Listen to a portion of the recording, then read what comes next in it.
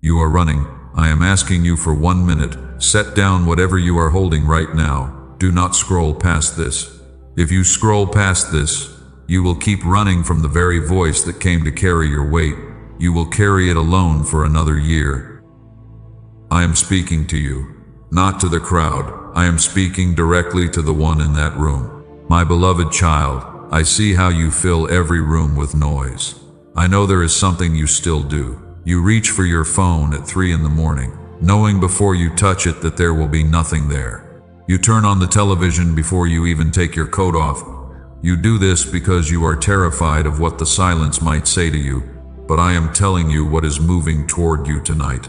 I am not asking you to believe it yet, I am telling you. If you stay with me, you will understand exactly what that noise is hiding. You will feel the dread lift off your chest, and you will finally know how to sit in a quiet room without bracing yourself for a blow. Type "ready" below to show me you are listening. Let me give you something real before we go any further. Notice your own hands when you walk into an empty house. They immediately reach for a distraction. You turn on a screen or a song simply to cover the quiet. You have told yourself that you just like having background noise. You have called it a habit. My child, it is not a habit. A full schedule and a loud room are not always signs of a full life. Sometimes they are a wall. You built that wall carefully so you never have to sit with a question you are not ready to hear. The noise is not entertainment, it is a shelter. A soul can live behind that wall for years and never know the wall is actually there. But that is only the outer layer of what is happening. The truth beneath it is much heavier. There is a reason I only asked you for 1 minute. I did not ask for an hour. I did not ask for a vow of silence. I asked for 60 seconds, and I asked for them tonight. The reason I need that 1 minute is the very thing you have been running from. I am not going to tell you what it is yet. I need to show you the room you have been hiding in first. I know how tired you are. I know the kind of tired that sleep does not fix. You wake up exhausted. You push through the morning. You smile for people who do not see the effort it takes just to stand there. You keep yourself moving because stopping feels dangerous. You believe that if you stop moving, everything you are holding together will fall apart. And worse, you believe that if you stop, I will finally demand something impossible from you. You expect a demand. You expect a reprimand. You think I am waiting in the quiet to tell you where you failed. That is why you keep the schedule so full. You say yes to things when you have absolutely nothing left to give. You say yes without hesitating, and that is what worries me. You do not say yes because you have room. You say yes because saying no feels like becoming someone else. I was there when you answered that call last week. I was there when you took on another burden that belonged to someone else. You smiled and said you could handle it. But inside, you were crumbling. No one in that house knows what it costs to be the one who knows everything. You manage every detail. You remember every date. You carry the emotional weather of the entire family on your own shoulders, and nobody asks how you are doing. If they do ask, your answer leaves your mouth before the question has even finished. You say you are fine. You have said that word so many times that you no longer hear yourself say it, but I hear it. I hear the crack in your voice. I see the tears you hold back until you are alone in the car. You sit in the driveway with the engine off. You give yourself 4 minutes to break down, then you wipe your face. You open the door. You walk inside and become the person they all need you to be. My child, I was in the car with you. I was sitting right beside you in the dark. You think you have to earn the right to rest. You think you must fix every problem before you are allowed to sit still. That is a lie you learned a long time ago. You learned it from a world that only praises you when you are useful. I do not look at you that way. Your usefulness is not the reason I love you. You do not have to perform for me. You are allowed to be tired. You are allowed to put the heavy things down. You have carried them bravely, but they were never yours to carry forever. I am not angry with your exhaustion. I am weeping with you in it. The silence you are avoiding is not a courtroom, it is a resting place, and I am waiting for you there. I know the exact thought that is moving through your mind right now. You are thinking that someone simply wrote these words, that someone arranged them and recorded them for a video. You think this is not truly me speaking to you. You tell yourself it is just another voice on the internet trying to get your attention for a few minutes. I am not offended by that thought. I made the part of you that asks it. The caution in you was never a defect in your character. It is armor. You earned that armor honestly because you have been promised things before by people who only wanted something from you. A man sold a false cure is no fool for reading the label the second time. He is careful. I have absolutely no quarrel with careful. So I will not ask you to believe me tonight. Belief is not the price of entry here. I will ask something much smaller of you instead. Notice what happened in your chest a moment ago when these words found the place you have described to no one. You did not decide to feel that sudden warmth. It arrived before your thinking could reach it first. Judge the fruit rather than the messenger. If what you hear tonight makes you gentler in your own house, then you will know what this was. Keep your questions. Bring them with you. I have never needed you to be certain. I have only ever needed you to stay in the room. If you are willing to stay, I want you to make a small declaration. It does not require a massive leap of faith. It only requires honesty. Type, I stopped running from the quiet below. Do this to show me you are planting your feet on the ground. Do it to prove to yourself that you are no longer letting the fear dictate your evening. Now let us speak about the quiet you are running from. You have prayed for years. You asked in the way you were taught. Then you asked in ways no one ever taught you, and the room stayed perfectly still. You drew a very painful conclusion from my silence. You concluded that I simply said no to you, and you accepted that rejection as your permanent reality. On the hardest nights, you concluded something far worse than a simple no. You decided I was not listening at all. You thought your words went up into an empty ceiling and disappeared. I will not tell you the room was not quiet. It was absolutely quiet. You did not imagine that silence. You did not deserve it either. No one has the right to explain that silence away in a sentence and move on to something more comfortable. You have carried the weight of that stillness like a stone in your pocket. It has made you bitter toward the quiet moments of your life. You avoid the quiet because you think the quiet is where I sit in judgment over you. You expect a demand. You expect me to hand you a list of all the places you fell short because you think silence is the space where your failures echo the loudest. And so you stay endlessly busy. You keep your calendar completely full from the moment you wake up, surrounding yourself with tasks and obligations and people who constantly need you. You call it a schedule. You call it being responsible for your family, but your busyness is not a schedule at all. It is a shelter. You are using your own exhaustion to hide from my voice. You think that if you keep moving fast enough, you will not have to face the terrifying silence. You wear your fatigue like a heavy shield. You believe that as long as you are working, no one can accuse you of being unworthy, not even me. But silence and refusal are not the same thing. The human heart cannot tell them apart, so it fills the silence with the worst word it knows. I need you to hear something that will begin to dismantle that wall. A father sitting in the dark beside his sleeping child makes no sound at all.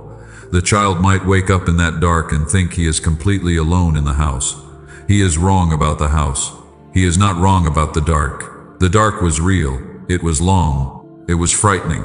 But he was completely wrong about being abandoned. That is why I only asked you for 1 minute. I did not ask for a vow. I did not ask for a grand sacrifice. When you finally give me that single minute of stillness, you will realize the truth. I did not come into the quiet room to demand more effort from you.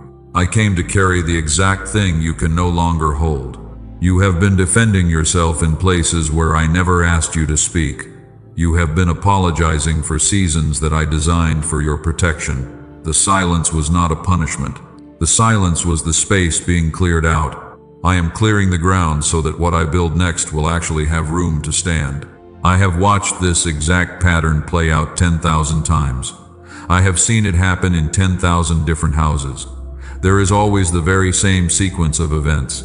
First comes the sincere attempt to move forward. Then comes the overwhelming fatigue that shuts your body down. And finally comes the long, quiet season where the person mistakes the wall for their own weakness.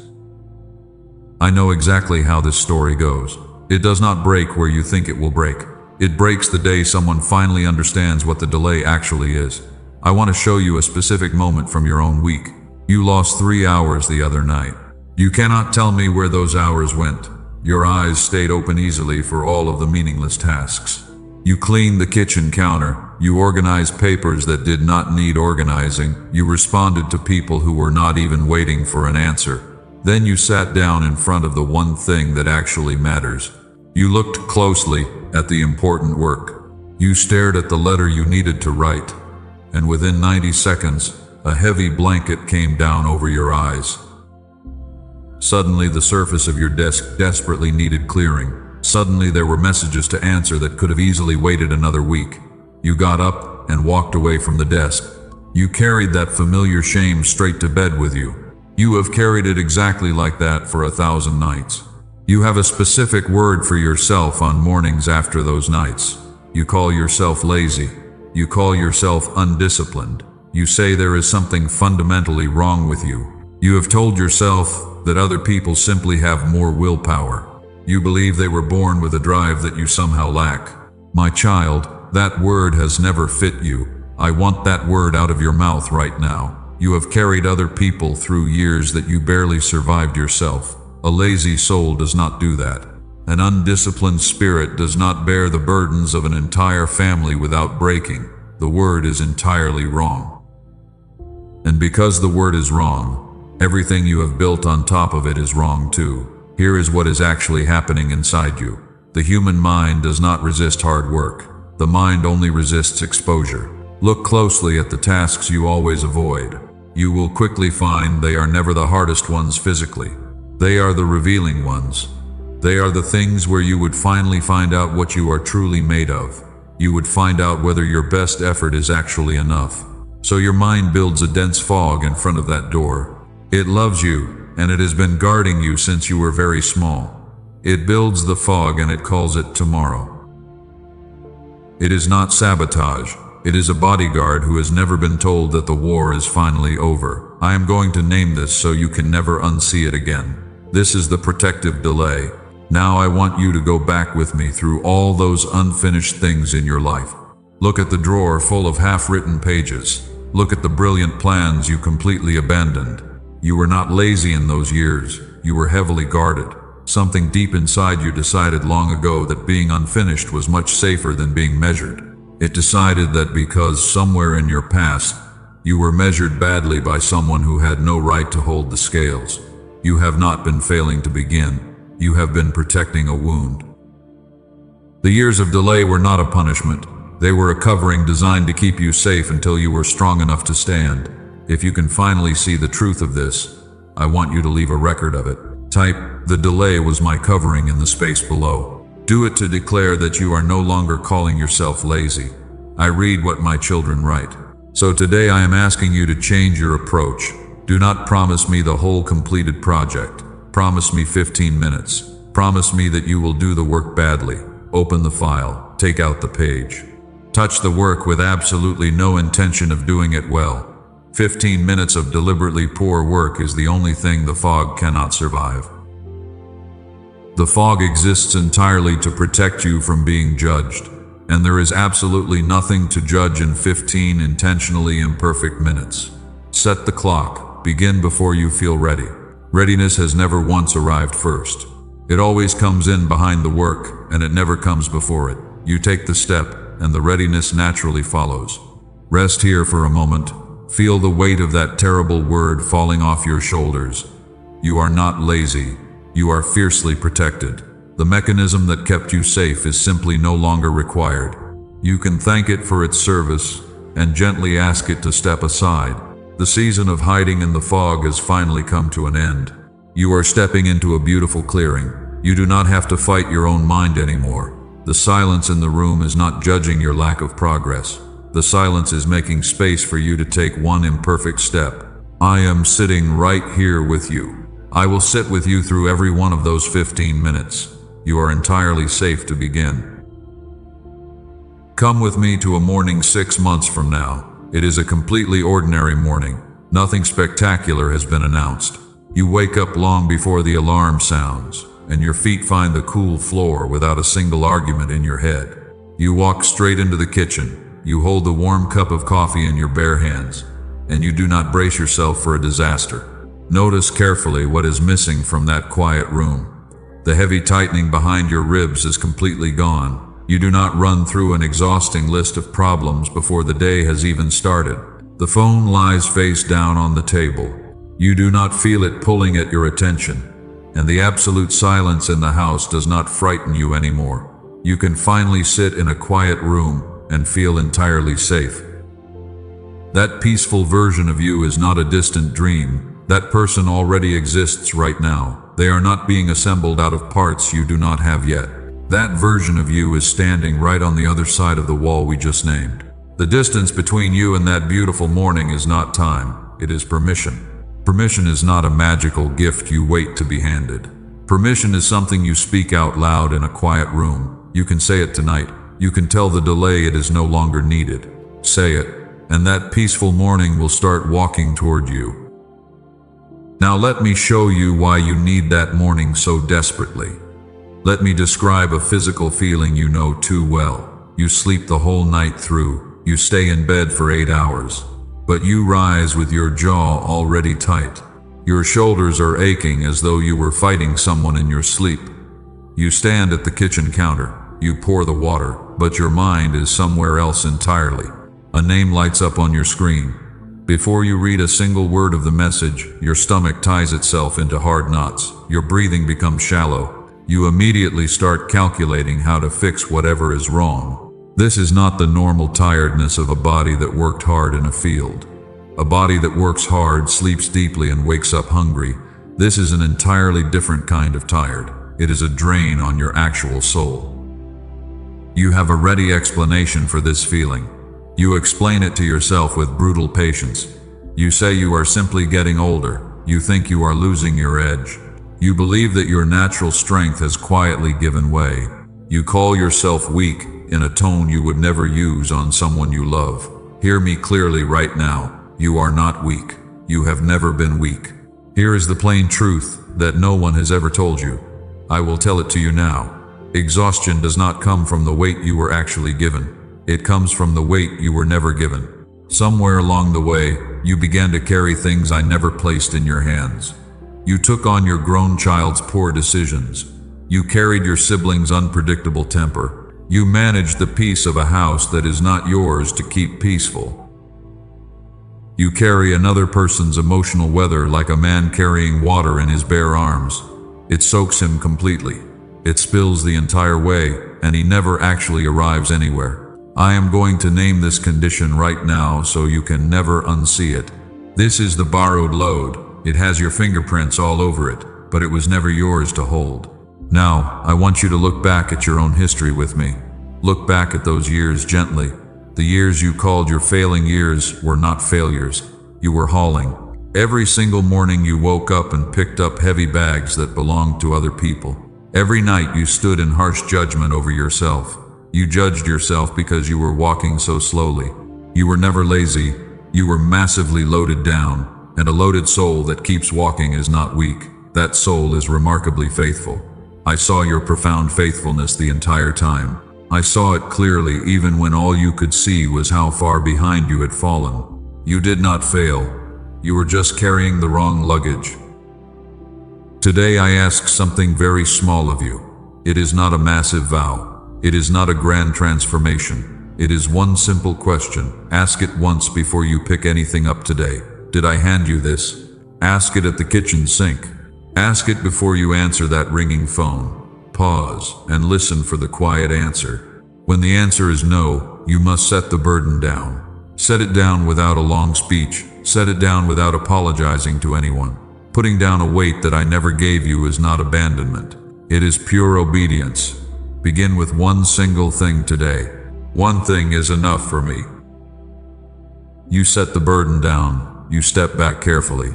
It feels completely unnatural at first, and you will immediately be tempted to pick the heavy thing right back up because your hands feel strangely empty without it. Do not touch it again. The world will keep spinning without your constant intervention. Your family will survive without you managing their every single emotion. Let them carry their own weather for a single day. You will quickly discover that my grace is perfectly sufficient for them too. Your breathing will physically change. The hard knot in your stomach will finally untangle itself. You will realize how much precious energy it took to manage lives that do not belong to you. The relief will wash over you like a gentle rain. But I know what just rose up in your chest. You are thinking you have heard this all before. You are remembering the very last time you tried to let go. You knelt down in tears. You made the exact same promise. You kept it for 11 days. You broke it on the 12th day. And your exhausting year ended exactly where it began because the heavy weight simply found its way back to your shoulders. You are telling me the unvarnished truth right now. I will not argue with your own painful history. You lived every difficult hour of it. You felt like a profound hypocrite. You went back to the quiet altar and told me you simply did not have what it takes. You assumed I was terribly disappointed in your lack of follow-through. I was never disappointed. I was there with you for every single one of those long hours, but I need you to hear the vital difference today. What you tried to do before was simply behavior modification. You reached for the outer branch. You woke up earlier. You prayed much longer. You tried to build a strict mental discipline. You carried it heavily until your natural strength finally gave out on you. And human strength always gives out eventually. That is exactly what human strength is meant to do. It was never designed to hold a weight this heavy for this long. I am not asking you to reach for the branch again. I am speaking directly to the hidden root beneath it. I am talking about something you came to believe so many years ago. You no longer experience it as a belief at all. You experience it as the way the world simply operates. You did not fail. You worked faithfully for years on the entirely wrong layer. There is a vast difference between a person who refuses to run and a person who has been running with a sharp stone in their shoe. Sit down with me for a little while. Let me gently show you the hidden stone.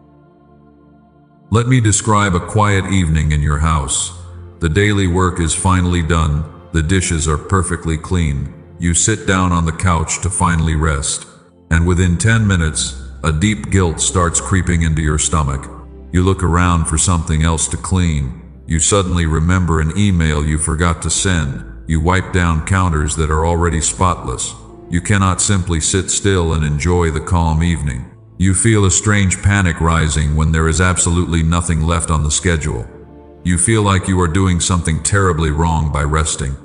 The peace feels entirely unearned. You have a familiar explanation for this restless feeling. You say you are just a highly productive person. You tell yourself that you simply like a clean house. You call it a strong work ethic. Beloved, that is not a work ethic. It is a profound fear of being absolutely useless. You learned very early in life that human love is highly conditional. You learned that your value is entirely tied to your utility. If you are not fixing a problem for someone, you feel completely invisible. You believe that resting is the exact same thing as becoming worthless. I am going to name this hidden cycle right now so you can finally step out of it. This is the earned rest. It is a cruel master, and it was never my voice driving you to such bitter exhaustion. Look back at the decades you spent proving your worth to people. You gave them your best years. You handed them your vibrant energy until your cup was completely dry. You were not building a lasting legacy. You were paying a heavy debt that you never actually owed to anyone. You thought every single sacrifice would finally buy you their absolute approval. It never did.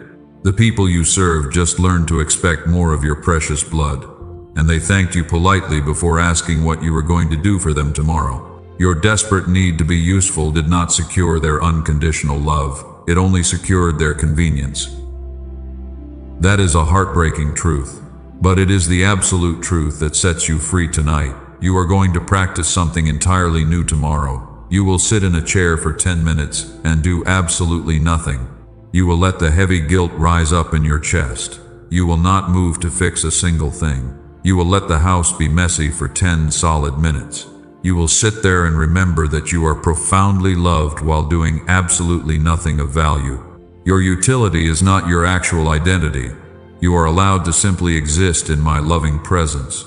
I do not need you to earn your space in this world. Type I accept the rest below if you are ready to stop earning your very breath. You sit in that 10 minutes of complete rest. The world does not end and the sky does not fall down on you. you suddenly realize that your frantic movement was not actually holding the universe together. It was only breaking your own back. The heavy house stands perfectly well without your constant panic, and you can finally breathe deeply. Now, I am going to tell you the part that changes everything. You believed that carrying their weight was an act of profound love. You thought you were keeping the people you love completely safe from their own storms. But your constant shielding became a massive wall, and you accidentally stood between them and my capable hands. They never learned to seek my face because they always had yours. That is a devastating truth to hear. But it is the very truth that releases you from this endless cycle, because you were never meant to be their permanent provider. You are not their ultimate savior. I am the only one who can carry them without breaking. Look back at the moments you called your greatest failures. You thought you failed them because your strength finally gave out. You did not fail them at all. You merely reached the absolute limit of human endurance, and a bridge is not meant to carry a mountain. When a bridge cracks under a massive mountain, the bridge is not defective. The cargo is simply wrong, so ask yourself which one you were in that story. Were you the defective bridge, or were you the one carrying an impossible mountain? Tell me honestly right now. Type, "I am not what I failed at" below. Do not let the enemy convince you that your exhaustion is a permanent character flaw, because you are profoundly loved. This brings us to the hardest part of your journey. We are walking toward the very center of your quiet pain. You have done all this hard work, and you still feel empty.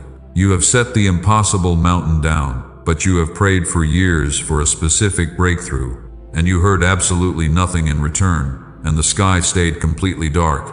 The quiet room felt exactly like a locked door. You poured out your broken heart until there were no words left. You asked in every single way you knew how to ask. Then you sat on the cold floor and waited for a fire that never fell, while the silence grew louder than any noise in your house. You started to believe a terrible lie. You began to believe that I had completely turned my face away from you. I know the exact pressure building inside your tired mind right now. You are deciding whether you can survive another year of this heavy silence. You are looking at the calendar and doing the terrible math of despair, because the cost of waiting feels far too high. You are tempted to simply close the door and walk away from the altar forever. Do not walk away yet. Everything I have said up to this moment is entirely true. But there is one thing I have not given you yet, and I have been holding it back on purpose. It would have meant absolutely nothing to you an hour ago. It is a single word. I will call it the final answer. You will not receive it right now. You will receive it after the part that sounds exactly like an ending, so do not go anywhere when it sounds like I am closing this message. The most important thing I have to say to you lives at the very end. The silence you have been fighting is not what you think it is. It is not a harsh rejection, but rather a profound preparation. The heat of this trial is about to reach its absolute peak, and you are standing right on the edge of the great reveal. The heavy pressure is not there to crush you. It is breaking the old vessel so the new wine can pour. Hold your ground today. The long wait is almost over. I am moving the pieces into their final positions. You cannot see the board, but you can feel the shift in the air.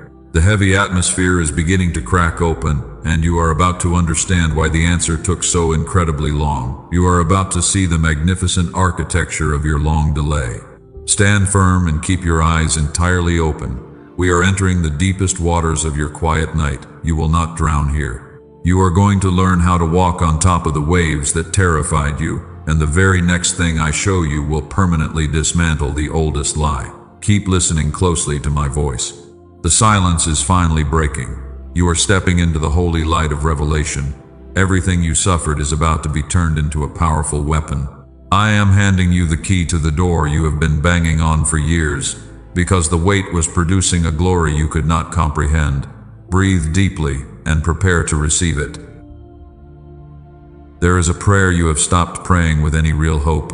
You still say the exact words at night, but you took your deep weight off them a long time ago. Your tired words go up to heaven like a man greeting a neighbor he expects absolutely nothing from. And there is a devastating moment right at the end of it.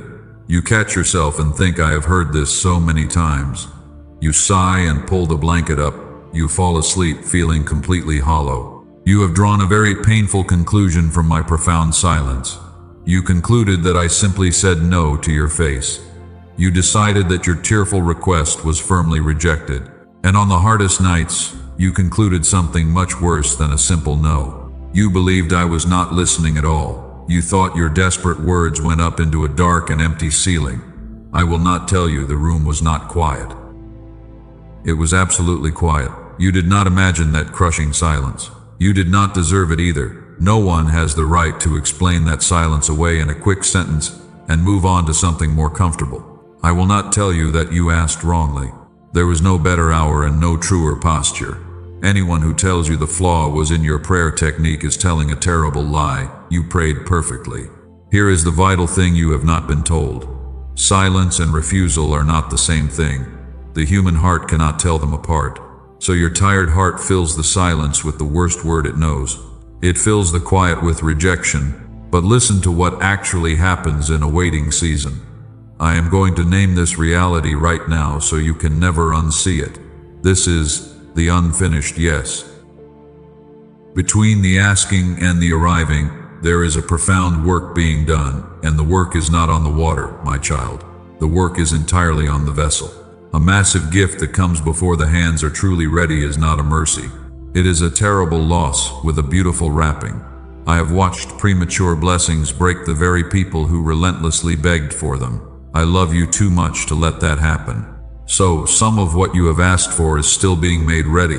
Some of it is being made infinitely better than the exact thing you named. And some of it, I love you far too much to hand you in the broken shape you asked for it. Look back over the long years you have bitterly called abandoned. You were not being ignored in those dark years. You were being carefully formed in them. Ask yourself honestly what you can carry today that you could not have carried before that waiting began. None of that immense strength came from the instantly answered prayers. All of it came from the long silence you mistakenly thought was harsh rejection. The terrible waiting was never completely empty of me.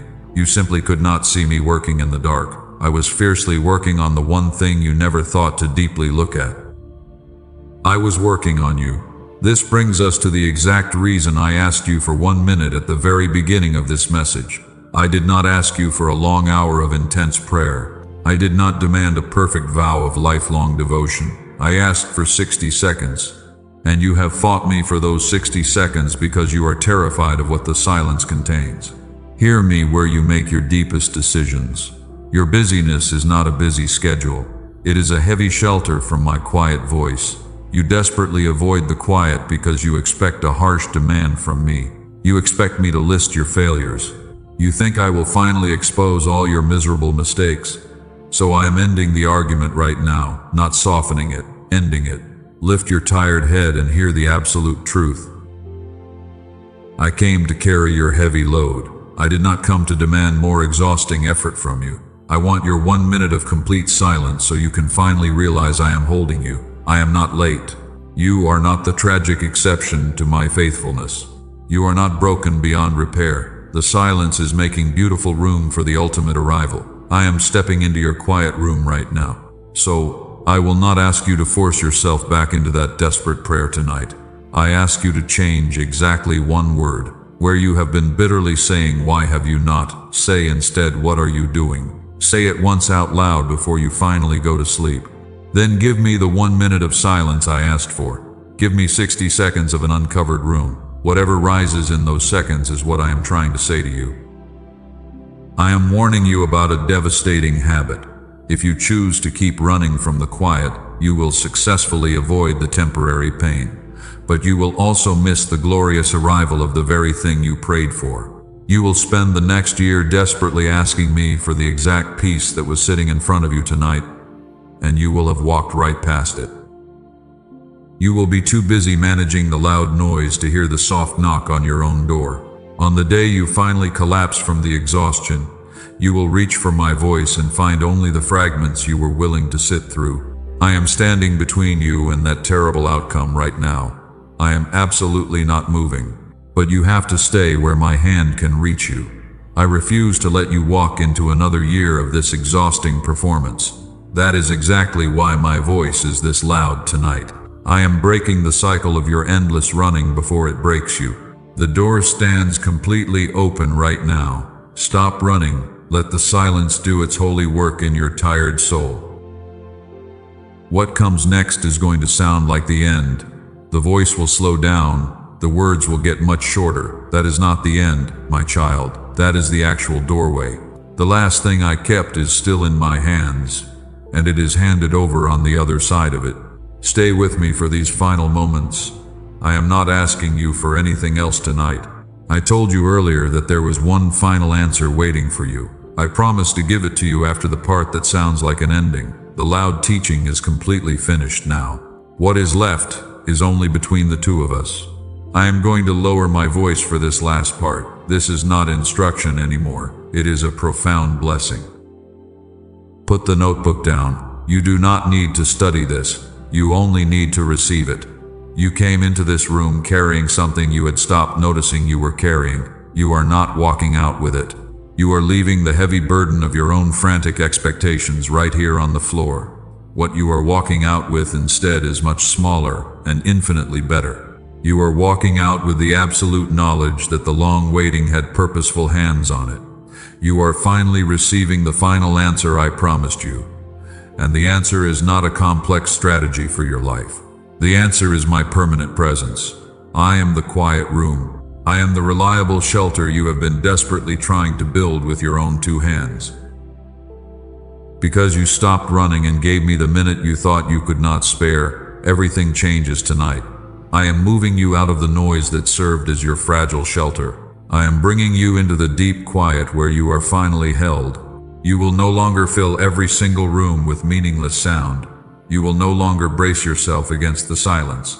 You will sit completely still and let me carry what you absolutely cannot. And it will not stop with you alone. The profound peace in your house will teach your children how to actually rest. Somebody in your family line will live differently because of what you bravely refuse to pass down. You are breaking a generational cycle of sheer exhaustion. You are planting a totally different seed for the ones who come after you. They will not have to earn their rest because you learned how to freely accept yours.